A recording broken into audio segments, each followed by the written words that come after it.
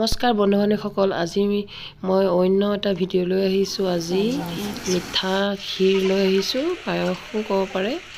প্ৰথমতে চাউল তিয়াই থৈছিলোঁ 1 ঘণ্টা, তাৰপিছত আমি ফ্ৰাই কৰি লৈছোঁ কাজু, খিচমিচ আৰু এলমণ্ড।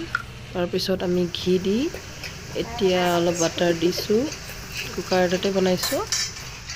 তাৰপিছত আমি চুগাৰ দিলোঁ, চুগাৰখিনি মেল্ট কৰি ল'ম। তাৰপিছত তিয়াই থোৱা চাউলখিনি দিছোঁ, অলপ দেৰি ভাজি থাকিম। চেনি আৰু চাউলখিনি ধুনীয়াকৈ মিক্স কৰি অলপ দেৰি ভাজি থাকিম। অলপ দেৰি ভালকৈ ভাজি লোৱাৰ পাছত আমি গাখীৰটো অলপ পাছত দিম। এনেকুৱা ষ্টাইলত যদি বনোৱা নাই, এবাৰ বনাই খাই চাবচোন। মোৰ বান্ধৱী এগৰাকীয়ে বনাইছে, তাই বোলে অলপ বেলেগ ষ্টাইলত বনাব জানে। সেইটো কাৰণে বোলো বনাওকচোন, বোলো আজি কেনেকুৱা ষ্টাইলত বনোৱা। মইতো আগতে তেনেকৈ বনোৱা নাই বাৰু, মই বেলেগ ধৰণে বনাওঁ। তাই বনাইছে, কিন্তু খুবেই ভাল লাগিলে খায়ো। এতিয়া গাখীৰ এড কৰি দিছে। আমি 1.5 লিটাৰ দিলোঁ। 1 কাপ চাউল, 1 পোৱা চাউলৰ বনাইছিলোঁ আমি। আৰু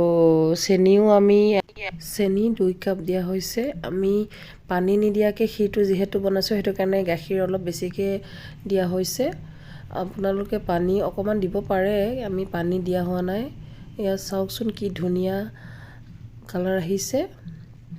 এয়া চাওক, অলপ দেৰি থৈ দিয়াৰ পাছত এনেকুৱা হৈছে চাওক। পূৰা জাল বান্ধি ধৰিছে, গাখীৰৰ জাল। বহুতে ধুনীয়া কালাৰ আহিবলৈ, কেনেকুৱা সুন্দৰ কালাৰ আহিছে আৰু দেখিয়ে খাওঁ খাওঁ লাগিছে। এতিয়াও দেখিলে খাওঁ খাওঁ লগা ক্ষীৰ। এতিয়া ওলাই দেখাম আপোনাক বাউল এটাত।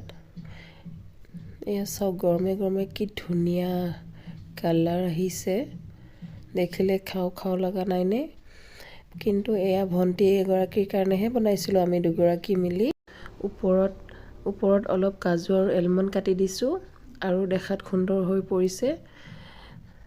চাওকচোন কালাৰ কি সুন্দৰ আৰু দেখিয়ে খাওঁ খাওঁ লাগিছে। আমি দুগৰাকীয়ে পিছে টেষ্ট কৰিও চালোঁ চাহৰ লগত। আমি দুজনীয়ে চাহো লৈ লৈছোঁ। যদি ভিডিঅ'টো ভাল পায়, লাইক শ্বেয়াৰ কৰিব আৰু এবাৰ বনাই খাই চাব।